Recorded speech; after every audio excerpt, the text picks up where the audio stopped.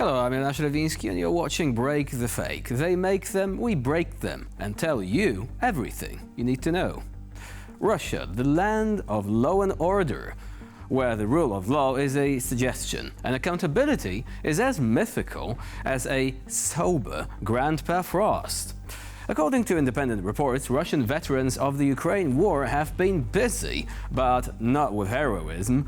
Nope, they've been starring in a crime spree straight out of a Tarantino movie. Murder, robbery, and good old-fashioned chaos, all brought to you by Putin's finest export, unchecked mercenaries. The Siren website has documented 412 crimes committed by these heroes, including 97 cases of murder. And not your average tragic crime of passion murder, no. We're talking mass killings, like in Karelia, where a Wagner Group thug and his sidekick casually wiped out 6 people, just like that.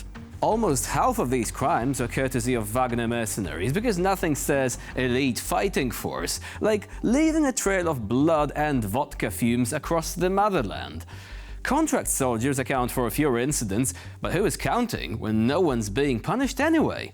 In nearly a quarter of these cases, the authorities couldn't even figure out if the accused were mercenaries, soldiers, or just random guys in camo yelling, "For Putin!" But who cares anyway?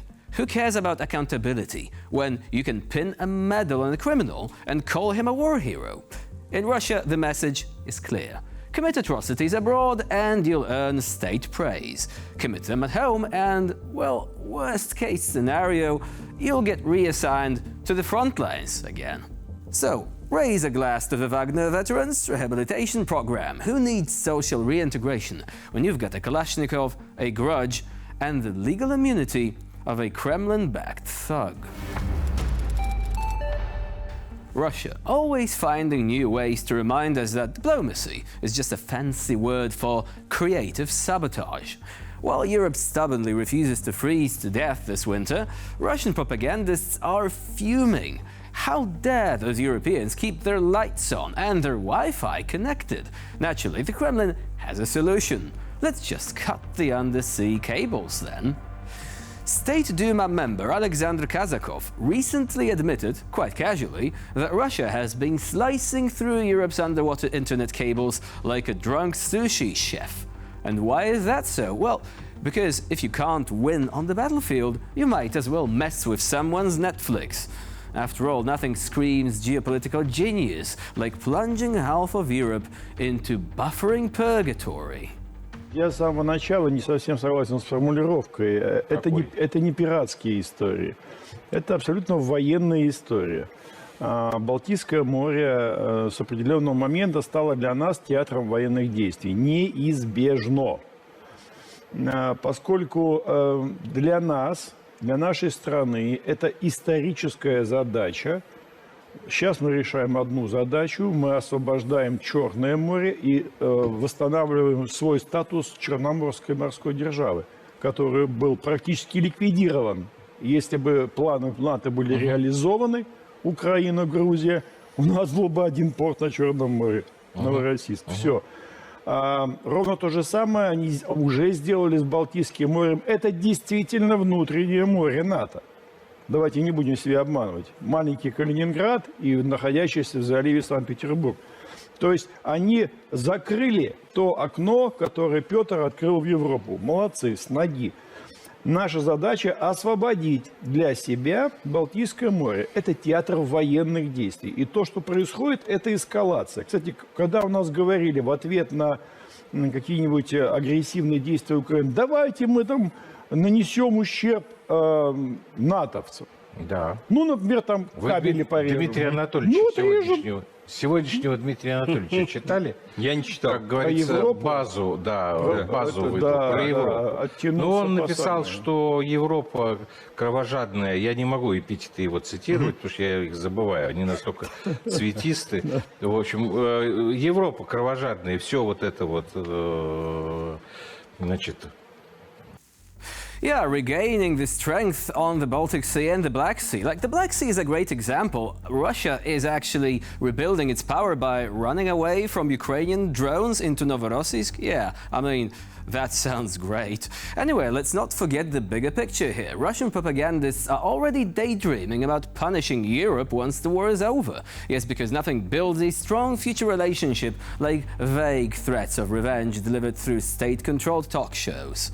But honestly, is anyone surprised? Russia's approach to diplomacy has always been a charming mix of why make friends when you can make everyone miserable, and if we can't have it, no one can. So, here is to Russia, I guess, the world's grumpiest neighbor, armed with wire cutters, bad intentions, and the geopolitical subtlety of a sledgehammer. Russia continues to be the undisputed global champion of the "it wasn't us" shrug. After yet another unfortunate accident, this time involving an Azerbaijan Airlines plane in Aktau, Azerbaijani President Ilham Aliyev dared to ask for transparency and human decency from Moscow. Oh, Ilham, sweet summer child. Asking Russia for transparency is like asking a crocodile for dental hygiene advice. It's just not going to happen. Aliyev stood firm, directly blaming Russian representatives for the tragedy and demanding accountability. Meanwhile, at the Kremlin, they are probably rolling their eyes, sighing, another one demanding answers. Can't they just move on? You see, Russia's crisis management strategy is beautifully simple. Deny everything, admit nothing, and wait until the world gets bored. And let's be honest, it often works, unfortunately. Western leaders love deadlines. Moscow, however, loves the concept of infinite patience. But while Aliyev insists on justice and human decency, somewhere deep in the Kremlin, a bureaucrat is probably drafting a press release. We will thoroughly investigate this incident. So someday, maybe. Probably not. In the end, Russia's motto remains unchanged. If you wait long enough, everyone stops asking questions. A timeless classic indeed. Patriarch Kirill, the man, the myth, the ex-KGB agent turned spiritual leader. When he's not busy polishing his Rolex or sprinking holy water over luxury yachts, he is blessing crosses for Russian soldiers invading Ukraine. Yes, because nothing screams holy mission like mass-produced crucifixes engraved with Vladimir Putin's initials. What would Jesus do? Probably not this.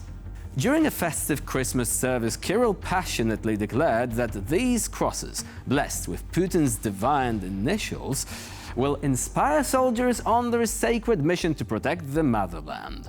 Protect it from what exactly? Ukrainian tractors and farmers armed with shovels? С праздником. У вас также сердечно. Да, ваше Святейшество. Хочу вас попросить осветить эти вот нательные крестики и иконки, которые планирую потом передать в подарок всем нашим командующим, которые выполняют особо важные задачи в зоне специальной военной операции по защите Отечества.